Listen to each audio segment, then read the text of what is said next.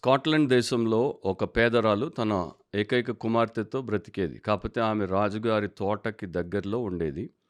So, రాజుగారి తోటలో చాలా మంచి పళ్ళు బాగా పండేవి. పుష్కలంగా ఉండేవి. సో, ఒకరోజు ఈ పాపకి అనారోగ్యం వచ్చి, ఈ బిడ్డ మంచం మీద ఉన్నప్పుడు, ఈ బిడ్డకి బలమైన ఆహారము అండ్ ఫలాలు పెడితే బావుంటుందని ఆ తల్లి ఆలోచించి బయటకొచ్చి రాజుగారి తోట వంక చూస్తే, తోట మీద అంటే గోడ మీద నుండి బయటికి ద్రాక్ష గుత్తులు చక్కనివి కనపడుతూ ఆమెని మురిపించాయి. అంటే అట్లాంటి పళ్ళు నా పాపకు పెడితే తిని బలపడుతుంది. ఆ బిడ్డ ఆరోగ్యాన్ని పొందుకుంటుందని జెప్పేసి తాను ఒక చిన్న పని మనిషి అనమాట. నేత పని జేసుకునేటువంటి పని మనిషి. సో, ఆ నేత పని జేసి బయటికెళ్ళి వాటిని అమ్మి వచ్చినటువంటి కొన్ని నాణేలు తీసుకొని రాజుగారి తోట దగ్గరకొచ్చింది. తోటమాలిని కలిసి నాకు ఈ డబ్బు తీసుకొని కొన్ని ద్రాక్ష పళ్ళివ్వవా అని అడిగితే అతడు ఆమెను కసిరి తరిమేశాడు. సరే ఆమె ఇంటికి బాధతో వచ్చిన తర్వాత అనుకుంది బహుశా ఈ డబ్బు సరిపోదేమో అని చెప్పి ఇంట్లో ఉన్న ఒక మంచి బ్లాంకెట్ తీసుకెళ్ళి దాన్ని అమ్మేసి మళ్ళా ఆ డబ్బు ఈ డబ్బు కలిపేసి తోటమాల దగ్గరికి వచ్చి ఈసారి మళ్ళా బతిమలాడితే అతడు మళ్ళా తరిమాడు. నీకు బుద్ధి లేదు, నువ్వు రాజుగారి పళ్ళను ఆశిస్తున్నావు అని చెప్పి నానా మాటలన్నాడు. అట్లా వారిద్దరి మధ్యలో రభస జరుగుతున్నప్పుడు రాజకుమార్తె అదే తోటలో తిరుగులాడుతోంది. సో, ఆమె ఈ మాటలు విన్నప్పుడు ఆమె వారిద్దరిని పిలిపించి సంగతేంటో తెలుసుకుంది. తెలుసుకున్నప్పుడు ఈ పేద విధవరాలు విషయం చెప్పినప్పుడు వెంటనే తోటమాలి మీద రాకుమారి కోప్పడి, "మా నాన్న దేశానికి రాజు. ఆయన వ్యాపారస్తుడు గాదు. ఆయన వస్తువులను ఆయన ప్రజలకి అమ్ముకోవడానికి. ఆయన తన ప్రజలకి ప్రతీదీ గూడా ఉచితంగా ఇస్తాడు. ఎందుకంటే ఆయన ప్రజల పట్ల ఆయనకు అట్లాంటి ప్రేమ ఉంది" అని చెప్పి ఆమె పట్టజాలనన్ని మంచి మంచి ద్రాక్ష గుత్తులను ఆ రాకుమార్తె తీయించి ఆమెకిచ్చి పంపించింది. ఒక పైసా గూడా తీసుకోకుండా. సో, దీంట్లో మనం ఏం చూస్తున్నామంటే రాజులు తమ ప్రజల్ని ప్రేమించినప్పుడు వారి దగ్గర ఏమీ వసూలు చెయ్యరు. వారి వస్తువులను, వారి ఈవులను వారికి ఉచితంగా ఇస్తారు. మరి దేవాది దేవుడు ప్రభువైన యేసుక్రీస్తు యొక్క తండ్రి అయినటువంటి మన పరలోకపు దేవుడు కూడా అన్నిటినీ మనకు ఉచితంగానే ఇచ్చాడు. మన రక్షణ ఉచితం. తర్వాత మనల్ని ప్రతిదినం భరించి, మనల్ని మార్చి, మనల్ని రూపాంతరపరచుట ఉచితం. ఆయన రాకడ కొరకు మనల్ని సిద్ధపరచుట ఉచితం. పరలోకం మనకు ఉచితం. నిత్యజీవం ఉచితం. దేవుడి యొక్క కృపా కనికరాలు, ప్రతి విధమైనటువంటి శ్రేష్టమైన ఈవులన్నీ కూడా ఉచితమే. సో, అలాంటి దేవుడి దగ్గరికి మనం వచ్చినప్పుడు, ఆ దేవుడితో మనకున్నటువంటి సంబంధం, ఆ దేవుడితో మనకున్నటువంటి వ్యవహారం అంతా గూడా మన ఇష్టానుసారంగా మనకున్నటువంటి వాక్య వ్యతిరేకమైనటువంటి అభిప్రాయం ప్రకారం, లేకపోతే లోకంలో ఉన్నటువంటి పద్ధతి పోకడల ప్రకారం కాకుండా వాక్యం ప్రకారం ఉంటే మనకి మేలు. బిబ్లికలీ స్పీకింగ్, వాక్యానుసారంగా మాట్లాడితే అనే క్రిస్టియన్ పాడ్కాస్ట్కి ప్రభువైన యేసుక్రీస్తు పేరట మీలో ప్రతి ఒక్కరికి ఈ నూతన సంవత్సరం 2025 మొదటి దినం జాన్వరి 1న శుభాలు అండ్ స్వాగతం. మనము మన జీవితాన్ని దైవికంగా జీవించినప్పుడు దేవుని దీవెనలకు మనకు ఏమీ కొదువ ఉండదు. సో, ప్రభువైన యేసుక్రీస్తునందు దేవుడు మన కోసం అనుగ్రహించినటువంటి ఆత్మ సంబంధమైన, భౌతికపరమైన ప్రతి ఆశీర్వాదమును మనము ఉచితంగా పొందొచ్చు. ఈరోజు మన ఎపిసోడ్లో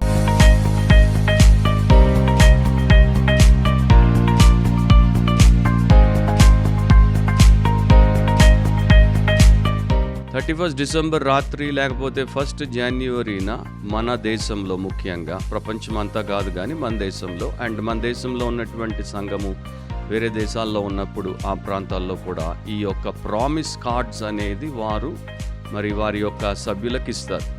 సో, ప్రామిస్ కార్డ్స్ కొరకు చాలా ప్రయాసపడేటువంటి వారు ప్రామిస్ కార్డ్ మంచిది రావాలని ప్రార్థించుకుని సిద్ధపడి లేట్ నైట్ వాచ్ నైట్ సర్వీస్కి వచ్చేవారు, లేకపోతే ఉదయము జాన్వరి 1న వచ్చేవారు. ఒకవేళ అప్పుడు మిస్ అయిపోతే ఆ మొదటి ఆదివారం లేకపోతే ఆ నెలంతా కూడా వచ్చేసి ప్రామిస్ కార్డ్స్ తీసుకునేటువంటి వారు చాలామంది ఉన్నారు. అండ్ ఇప్పుడైతే మనకి సెలబ్రిటీ మినిస్టర్స్ కూడా ప్రామిస్ కార్డ్స్ని ఇస్తున్నారు కనుక ఎంతోమంది ఆ ప్రామిస్ కార్డ్లో వారికి ఏదో గొప్ప లాభము లభిస్తుంది, ఏదో దీవెన లభిస్తుంది, వారి జీవితము పూర్తిగా మారిపోతుంది, వారి సంవత్సరం అంతా కూడా వారికి ఆశీర్వాదకరంగా అయిపోతుంది అని ఆలోచించి వారు ఆ ప్రకారం వస్తారు. కానీ దాంట్లో వాక్యానుసారంగా చూస్తే మనకి 1900 సంవత్సరాలు ప్రామిస్ కార్డ్స్ పంచినట్టు లేదు. అండ్ ఇప్పటికి కూడా ఎక్కువ శాతం అత్యధికంగా ప్రపంచంలో క్రైస్తవ సంఘాల్లో ప్రామిస్ కార్డ్స్ పంచరు. మనము ప్రామిసెస్‌ని తీసుకున్నప్పుడు కూడా ప్రతి ప్రామిస్‌ని తీసుకోలేము. ఎందుకంటే ఏ ప్రామిస్ ఎవరి కోసం, ఏ సమయంలో, ఏ సందర్భాన్ని బట్టి దేవుడిచ్చాడో మనకి తెలిస్తే మనం ఇట్లాంటి తప్పిదము చెయ్యము. యేసుప్రభు ఒక గొప్ప మాట చెప్పాడు మత్తయి సువార్త 6వ అధ్యాయం 33వ వచనంలో. కాబట్టి మీరు ఆయన రాజ్యమును నీతిని మొదట వెదుకుడి, అప్పుడు అవన్నీ మీకు అనుగ్రహింపబడును. సో మనం ఏమి తిందుమో, ఏమి తాగుదుమో, ఏమి ధరింతుమో, ఏమి కొందుమో అనేటువంటి బాధరబంది లేకుండా ఉండాలంటే మనం చేయాల్సింది ఒక్కటే, ఆయన రాజ్యాన్ని, ఆయన నీతిని మొదట వెతికితే అవన్నీ కూడా ఆయన మనకు అనుగ్రహిస్తాడు. అంటే మన మనస్సు దేవుడిదైతే దేవుడు మనకు అవసరమైన మనవులను లేకపోతే మన మనుగడకు సంబంధించిన సమస్త విషయములను మనకు అనుగ్రహిస్తాడు.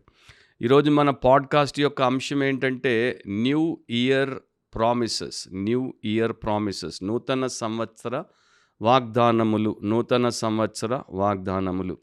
మరి బహుశా థంబ్‌నెయిల్ చూసి మీరు న్యూ ఇయర్ ప్రామిసెస్ అంటే మాకు దేవుడిచ్చే ప్రామిసెస్ గురించి బహుశా బ్రదర్ చెప్తాడని ఓపెన్ చేశారేమో. మీరు నిరాశ చెందుతారు. ఎందుకంటే మీరు తీసుకునేటువంటి ప్రామిస్ కార్డ్స్ గురించి నేను ఈరోజున చెప్పట్లేదు. దేవుడు మనకు చేసేటువంటి ప్రామిసెస్ బైబిల్‌లో మనకెల్లప్పుడూ ఉంటాయి. వాటి గురించి నేను చెప్పట్లేదు. కానీ దేవుడు మన పట్ల చూపిన ప్రేమను బట్టి, కనికరాన్ని బట్టి, ఆయనిచ్చిన క్షమాపణను బట్టి, ఆయనిచ్చిన అనుగ్రహాన్ని బట్టి, ఆయన మనల్ని దరిచేర్చిన విధానాన్ని బట్టి, మనకు చేస్తున్నటువంటి ప్రతి మేలు కార్యాన్ని బట్టి మనము ఈ నూతన సంవత్సర ప్రారంభంలో ఆయనకు వాగ్దానములు చేసేటువంటి వారముగా ఉండడం.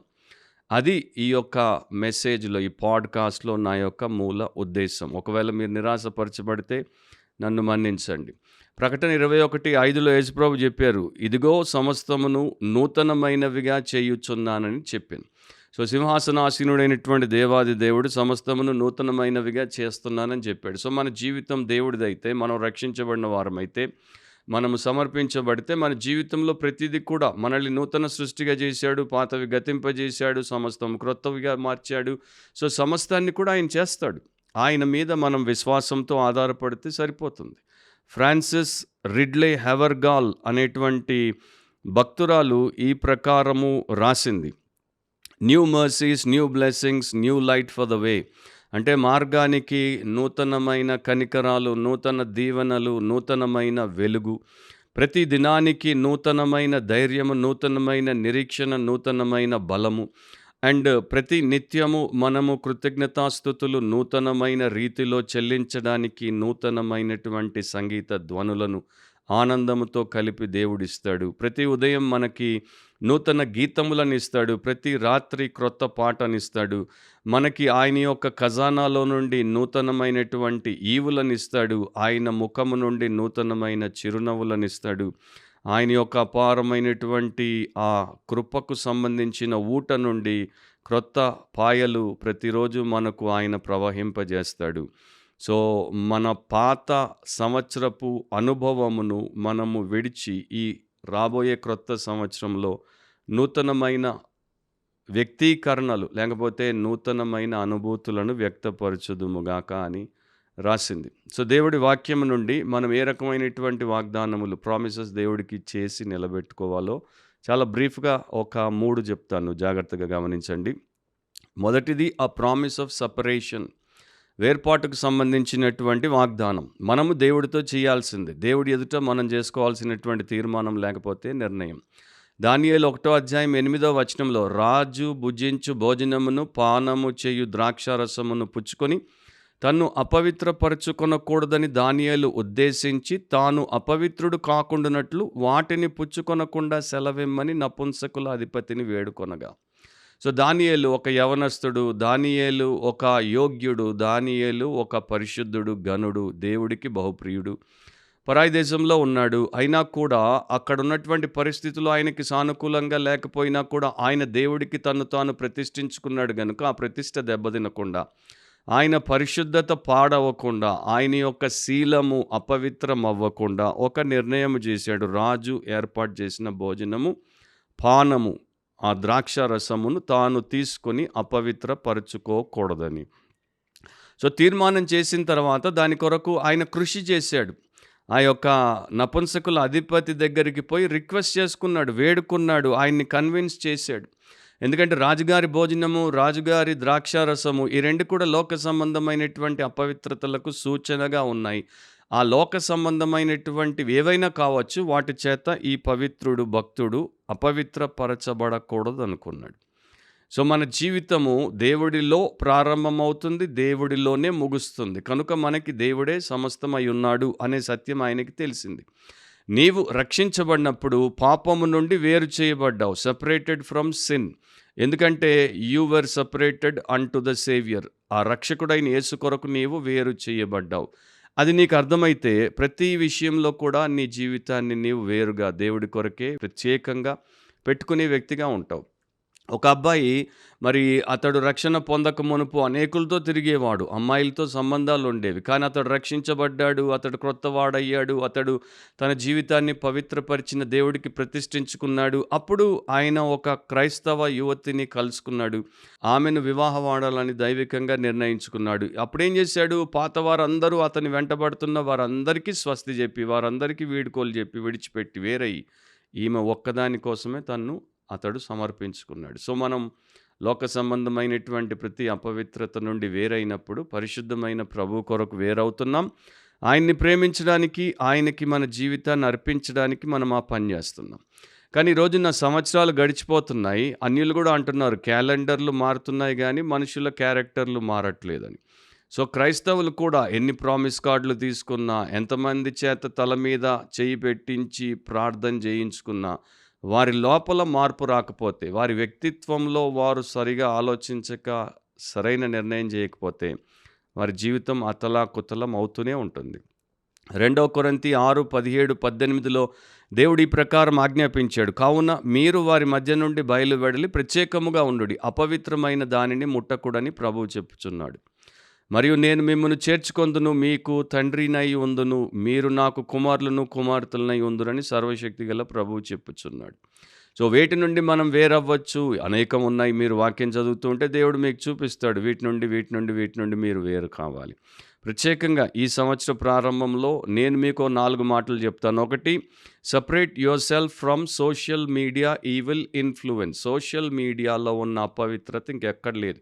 ఆ అపవిత్రతలన్నిటి నుండి మిమ్మల్ని మీరు వేరు చేసేసుకోండి, తెగదెంపులు చేసుకోండి. రెండవది, separate yourself from the worldly foolish influence. లోకానికి ఉన్నటువంటి బుద్ధిహీనమైనటువంటి ప్రభావము, ప్రేరేపణల నుండి మిమ్మల్ని మీరు వేరు చేసేసుకోండి. మూడవది, separate yourself from the church hypocrites subtle and sinful influence. సంఘంలో ఉండేటువంటి వేషధారుల యొక్క కపటము అండ్ కుటిలముతో ఉన్నటువంటి ప్రభావము నుండి మిమ్మల్ని మీరు వేరు చేసేసుకోండి. నాలుగవది, separate yourself from the personal sensual wicked influence. మీ వ్యక్తిగత, మీకున్నటువంటి బయటికి చెప్పలేని అసహ్యమైన లైంగిక పరమైనటువంటి ప్రతి చెడు అలవాట్ల నుండి, ప్రభావముల నుండి మిమ్మల్ని మీరు వేరు చేసేసుకోండి. నిజంగా జరిగినటువంటి సంఘటన ఇది. కెనడాలో వెస్ట్లో ఒక రైతు ఉండేవాడు, ఈస్ట్లో ఒక అమ్మాయి ఉండేది. ఇద్దరికి పెద్దలు పెళ్లి నిర్ణయం చేసి ఇద్దరికి ప్రదానం చేశారు. ఇతడు రైతు పని చేసి బాగా పంటలేసుకొని సంపాదించుకున్న తర్వాత, ధనం వచ్చిన తర్వాత పెళ్లి చేసుకుందామని చెప్పి వెస్ట్ నుండి ఈస్ట్‌కి ప్రయాణం కట్టాడు. ఆమెకు చెప్పకుండా, వారికి చెప్పకుండా బయలుదేరిపోయాడు. సరే, రైలు ప్రయాణం చేసి అక్కడికొచ్చాడు. రాత్రి అయిపోయింది. వారి ఇంటి దగ్గరికొచ్చాడు. నడిచొస్తున్నాడు. ఇంటి దగ్గరికి నడిచొస్తుంటే లోపల నుండి పెద్ద మోత, సంగీతం మోత అండ్ మనుషుల కేకలు, డాన్సులు అవి వినపడుతున్నాయి. సో, జాగ్రత్తగా నేరుగా డోర్‌లోనికి పోకుండా పక్క కిటికీ దగ్గరికొచ్చి లోపలికి చూశాడు. లోపల చూస్తే చాలామంది యువతులు, యువకులు మరి నాట్యం ఆడుతున్నారు, తింటున్నారు, తాగుతున్నారు. ఇతడికి ప్రదానము చేయబడినటువంటి యువతి మరొకడి కౌగిలిలో ఇతడికి కనబడింది. అది ఇతని హృదయాన్ని విరిచేసింది. అతడు మారు మాట్లాడకుండా వెనుతిరిగి వెస్ట్‌కెళ్ళిపోయాడు. కొంతకాలానికి అతడు ఆమెతో ప్రదానాన్ని రద్దు చేసుకొని మరొక పరిశుద్ధురాలిని పెళ్లి చేసుకున్నాడు. అప్పటికి గానీ ఈమె కుటుంబానికి తెలియలేదు. అతడొచ్చి చూసినప్పుడు ఈమె ఇట్లా మరొకడి కౌగిలిలో ఉంది అని. సో, యేసు కూడా తిరిగొచ్చేటువంటి టైంలో ఉన్నప్పుడు నీవు లోకపు కౌగిట్లో ఉంటే ఆయన నిన్ను తన వధువుగా తీసుకుని పోతాడా? నీకు ఆ భాగ్యం ఉంటుందా?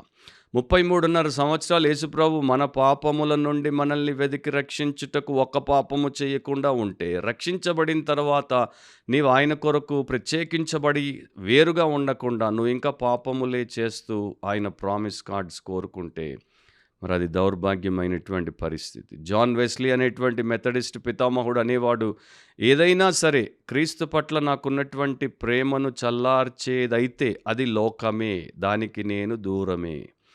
అలాగే విల్బర్ చాప్మెన్ అనే భక్తుడు అనేవాడు, ఏదైనా క్రీస్తు పట్ల నాకున్నటువంటి దర్శనమును మసకబారేటట్టు చేస్తే, ఆ బైబిల్ స్టడీ పట్ల నాకున్న అభిరుచిని లేక రుచిని తొలగించేస్తే, ప్రార్థన జీవితంలో నన్ను బలహీనపరిస్తే, క్రైస్తవ పనిలో పరిచర్యలో నాకు కష్టముగా అది మారితే అది నాకు పాపము. రెండవది ప్రామిస్ ఆఫ్ సర్వీస్.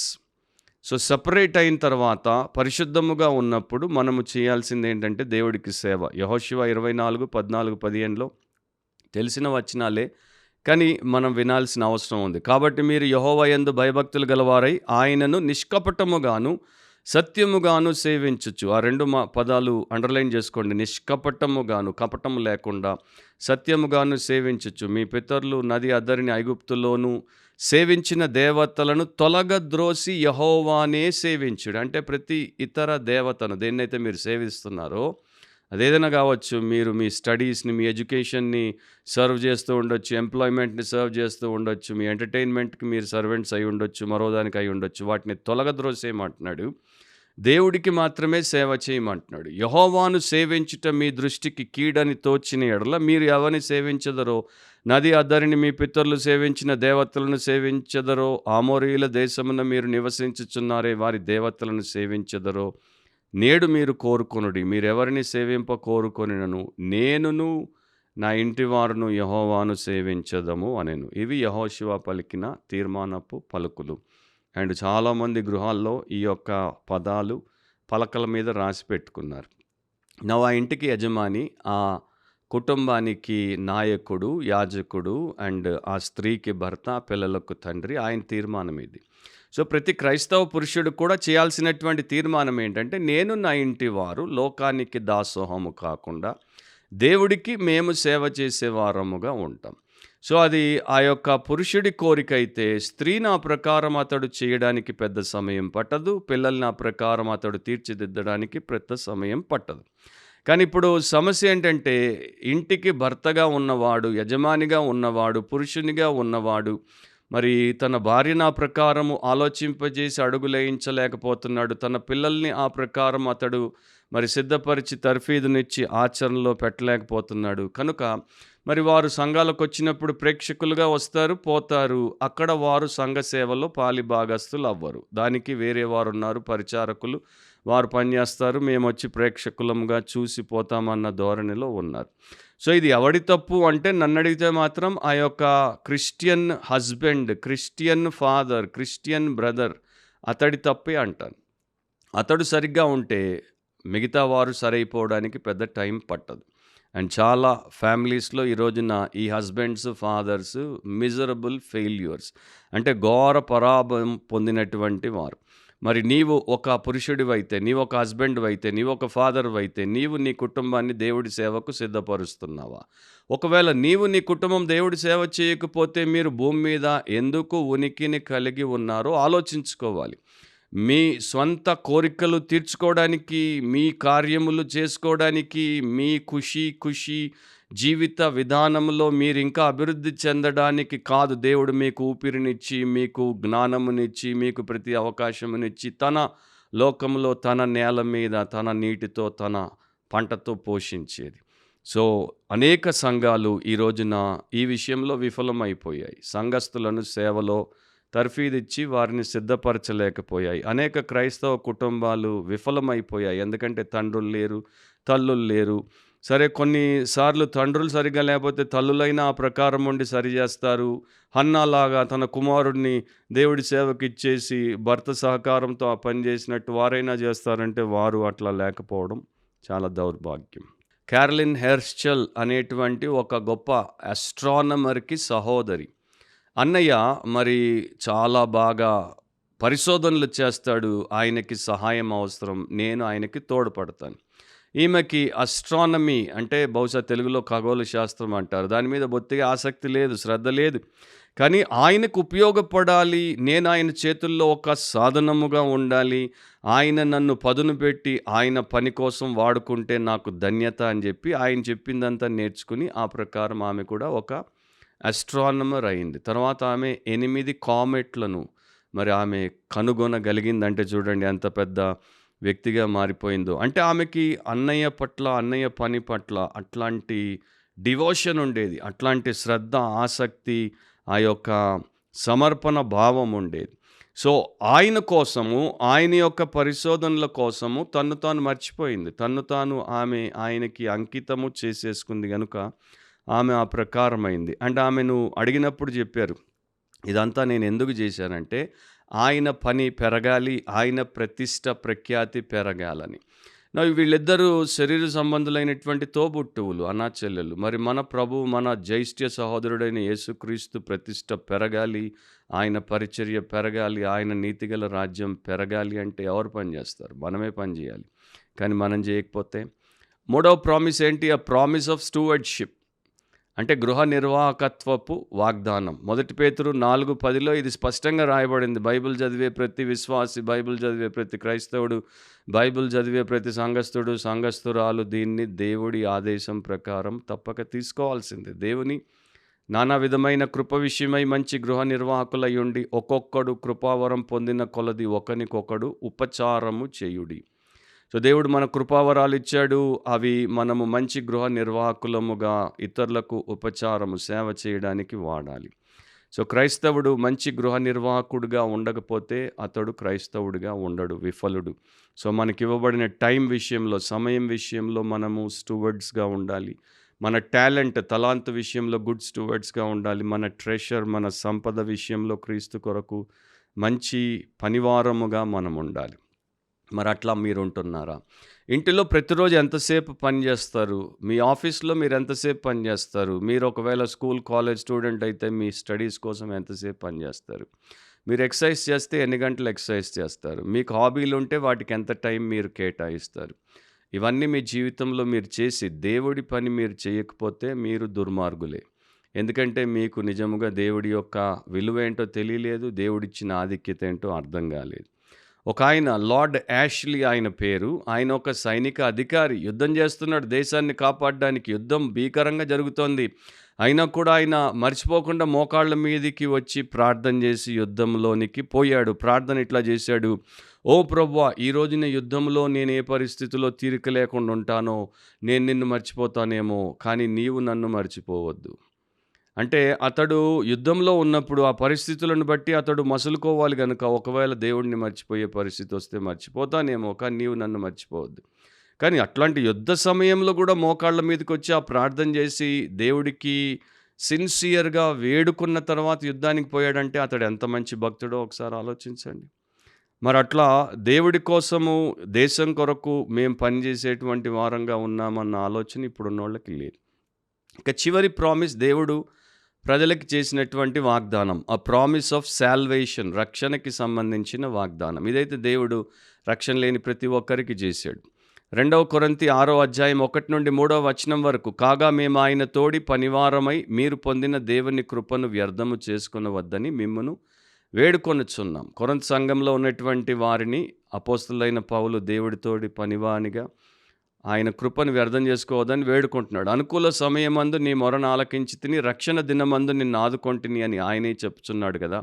ఇదిగో ఇప్పుడే మిక్కిలి అనుకూలమైన సమయం, ఇదిగో ఇదే రక్షణ దినం. ఎంతోమంది 31 డిసెంబర్కి వచ్చి ప్రామిస్ కార్డ్స్ తీసుకుంటారు. వారికి రక్షణ అనుభవమే లేదు. వారు ఎప్పుడు వారి పాపాన్ని యేసు పాదాల దగ్గర ఒప్పుకోలేదు. వారు ఎప్పుడు వారి పాపాన్ని విడిచిపెట్టలేదు. ప్రతి సంవత్సరం వారి వ్యసనాల్లో వారు ఇంకా నిష్ణాతులవుతున్నారు, ఇంకా లోతుల్లోనికి పోతున్నారు, ఇంకా మురికి మనుషులు అయిపోతున్నారు. కానీ ప్రతి సంవత్సరం వారికి ప్రామిస్ కార్డు కావాలి. వారు తీసుకుంటారు. వారికి అందుబాటులో పెట్టేటువంటి వారిని కూడా మనం ఏమందాం ఇప్పుడు? సో, అది దేవుడికి విడిచిపెట్టేద్దాం. సో, దేవుడు అంటున్నాడు, ఇదిగో ఇదే మిక్కిలి అనుకూలమైన సమయం, ఇదిగో ఇదే రక్షణ దినం.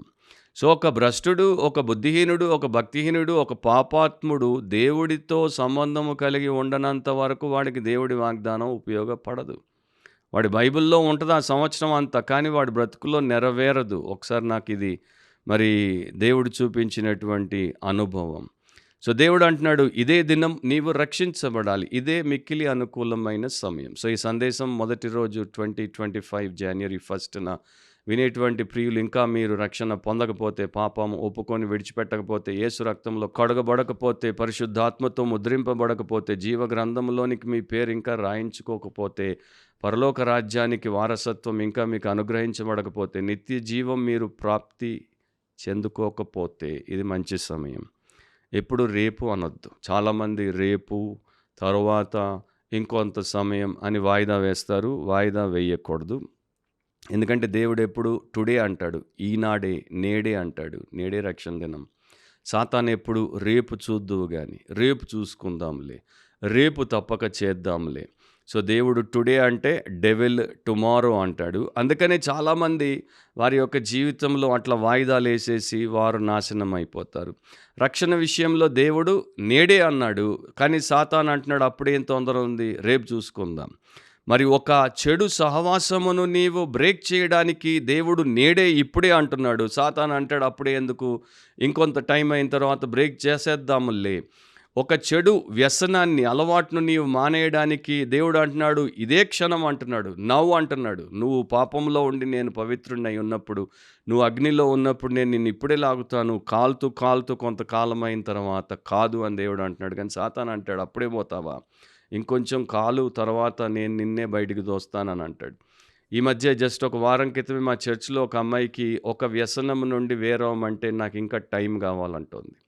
ఎన్ని రకాలుగా కౌన్సిలింగ్ చేసినా కూడా నాకు ఇంకా టైం కావాలి.